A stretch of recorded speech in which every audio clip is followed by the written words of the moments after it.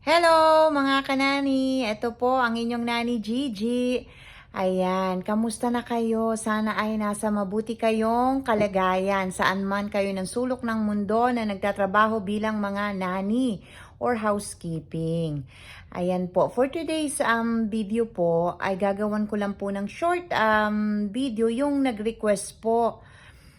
Nakalimutan ko yung pangalan, pasensya na. Kanina nandun sa dulo ng dila ko, hindi na ko maalala ngayon. Pero pag napanood mo to, ito yung ni-request mo, na siya daw po ay pupunta din dito sa Quebec bilang nani. Ayan, welcome dito sa Quebec pagdating mo.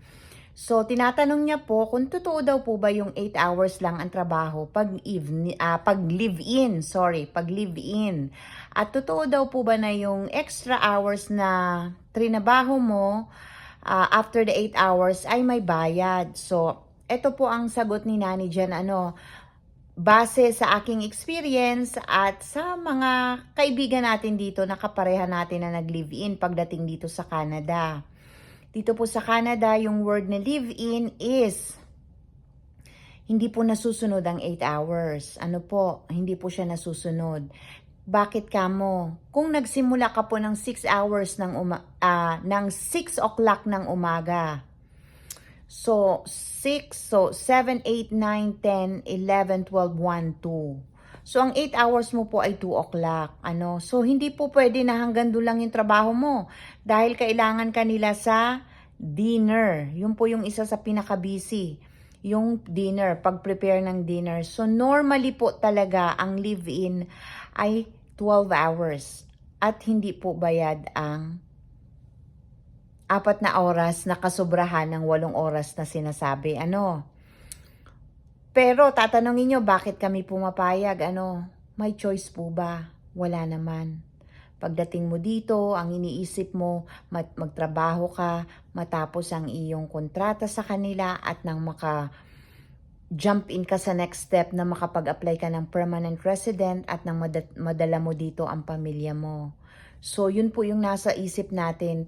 Pero, wala pa po akong narinigan na nag-work lang siya ng 8 hours as a live-in. Wala pa po. Hindi ko po alam sa iba, baka wala lang akong alam.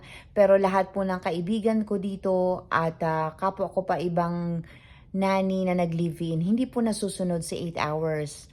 Siguro po ang mangyayari is 6 to 6 or 6 to 8. Pero hindi ka naman po nagtatrabaho ng buong 6 a.m. to 8 p.m. Yung pong in-between yan, wala po kayong gagawin. Pwede po kayo magtambay sa room nyo kung tapos nyo na yung trabaho ninyo. Hindi po tuloy-tuloy 12 hours ang trabaho. Like for example po, 6 a.m. ka nagsimula dahil yung mga bata papasok sa school, syempre nag-prepare ka ng baon, this and that, lahat. Tsaka breakfast. After po nun, ay syempre, imi-make mo na yung bed, lahat, depende sa dami ng kwarto, and maglinis ka na. By tanghali, lunchtime, wala ka pong gagawin. Between 12 to 3. So, nakapahinga ka lang dun sa room mo. Pag 3 o'clock po, ayan, mag-i-start ka na mag-prepare ng dinner dahil dadating na po ang mga bata at syempre magdi-dinner sila. And then syempre, aalagaan mo ang mga bata pagbalik galing school. Depende po sa sitwasyon kung may newborn kayo o wala. So, from 3 to 8 normally po ang busy hours sa hapon as live-in nanny. Dahil po yan ay syempre kakain, magta-tidy up ka, bibigyan mo pa po sila ng shower, and then ipuput mo sila sa bed. And then that's it. Doon ka pa lang po matatapos ng trabaho. But not bad na rin po. As I said, in between, wala ka namang gagawin sa tanghali. So, makaka-rest ka pa rin po. Dahil live-in po tayo, no choice tayo na hindi po tayo pwedeng sa umaga, pagkatapos natin magtatrabaho, lalabas tayo. Hindi naman po ganun, no? Dahil meron po tayong day off na 2 days. So, doon po lang tayo lalabas sa day off na binigay ng amo na 2 days. Let's say, ang trabaho mo Monday to Friday. Friday night po, uuwi ka na kung gusto mo po ay leave out ka during your day off. Malaki pong advantage ng leave out ang day off dahil po makakahanap ka ng part-time.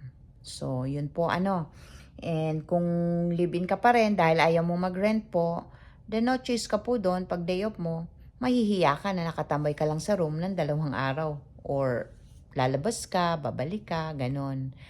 So, malalaman po ninyo yan kahit pa i-explain ko ng sobra. Pagdating nyo pa rin po dito yan, malalaman at masusubukan dahil bawat amo ay iba-iba. Ano po, iba-iba po bawat amo. So kung yung experience po ng iba ay ganito, experience ng iba ay ganyan. Sa akin po iba. So malalaman nyo lang po talaga pagdating nyo dito, pero yung main question mo na binabayaran ba yung kasobrahan sa 8 hours, hindi po. Normally po talaga 12 hours a day yung trabaho as live-in nanny dito sa Canada. So sana po nasagot ko yung tanong nyo. Ingat at welcome back. No, not welcome back. Welcome soon here sa Canada, sa Quebec. Bye-bye!